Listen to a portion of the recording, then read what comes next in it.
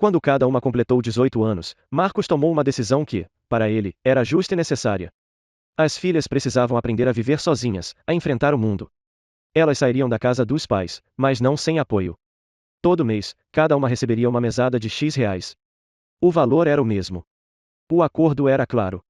Ou pelo menos era o que todos acreditavam. Ana foi a primeira a sair. Alugou um apartamento pequeno, simples, perto da faculdade. No começo, sentiu orgulho. Comprou o básico, organizou tudo com cuidado. Mas, em poucas semanas, percebeu que o dinheiro não durava. Começou a cortar gastos. Deixou de sair. Passou a contar moedas no fim do mês. Às vezes, abria a carteira e sentia aquele aperto no peito ao ver quase nada ali dentro. Depois foi a vez de Beatriz. O apartamento dela era melhor. Melhor localização, móveis novos, decoração bonita. Parecia confortável demais para alguém que recebia a mesma mesada. Mas ninguém questionou. Clara saiu por último. Dividia uma kitnet pequena, comprava sempre o mais barato, evitava qualquer gasto extra. Mesmo assim, vivia no aperto constante, com medo de alguma conta inesperada. Curiosamente, nenhuma delas falava sobre dinheiro. Cada uma achava que o problema era pessoal. Ana se culpava por não saber administrar. Clara achava que ainda era imatura demais. E Beatriz simplesmente aproveitava.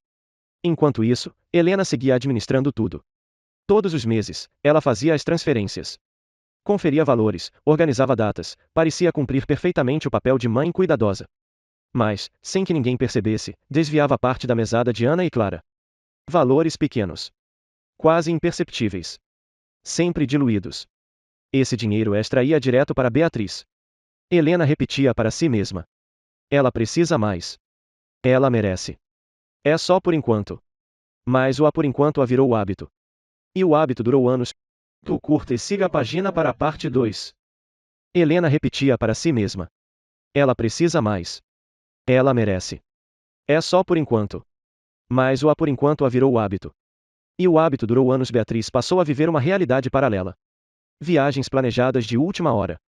Roupas caras. Restaurantes que Ana e Clara só conheciam por fotos. Sempre havia uma explicação, e uma promoção, uma oportunidade, sorte. Enquanto isso, Ana trabalhava em meio período para completar as contas. Chegava cansada, estudava exausta, dormia preocupada. Clara passava a noite sem dormir, com ansiedade, calculando se o dinheiro daria até o fim do mês. Teve mês de escolher entre comida e conta paga. Teve dia de fingir que estava tudo bem. Teve choro escondido no banho. Nenhuma delas imaginava que a raiz de tudo isso vinha de dentro da própria família. Até que, um dia, quase por acaso, tudo mudou. Marcos precisou organizar documentos antigos. Extratos bancários, comprovantes, registros de transferências. Algo não batia. Os números não fechavam. Ele resolveu conferir com calma. Comparou meses. Depois anos. E então viu o padrão. 2 filhas recebiam menos. Uma recebia mais.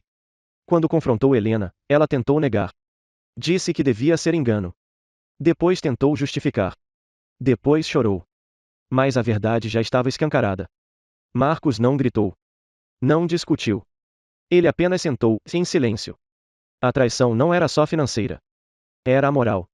Era emocional. Ele havia prometido igualdade. E falhado sem saber. O impacto foi devastador. Dias depois, Marcos sofreu uma grave complicação de saúde. O estresse, a culpa, a decepção, tudo veio junto. A família correu para o hospital, mas algo já tinha mudado para sempre. Ana descobriu que passou necessidade sem necessidade. Clara entendeu por que sempre se sentiu deixada de lado. Beatriz, pela primeira vez, encarou o peso de um privilégio que nunca questionou. E Helena? Ana descobriu que passou necessidade sem necessidade. Clara entendeu por que sempre se sentiu deixada de lado. Beatriz, pela primeira vez, encarou o peso de um privilégio que nunca questionou. Teve que encarar as consequências de uma escolha silenciosa que destruiu tudo. Hoje, as irmãs quase não se falam como antes. Algumas verdades chegam tarde demais. E algumas feridas, mesmo invisíveis, nunca fecham. Porque às vezes, a maior traição vem de quem deveria cuidar. Ana descobriu que passou necessidade sem necessidade. Clara entendeu por que sempre se sentiu deixada de lado. Beatriz, pela primeira vez, encarou o peso de um privilégio que nunca questionou. Teve que encarar as consequências de uma escolha silenciosa que destruiu tudo. Hoje, as irmãs quase não se falam como antes. Algumas verdades chegam tarde demais. E algumas feridas, mesmo invisíveis, nunca fecham. Porque às vezes, a maior traição vem de quem deveria cuidar.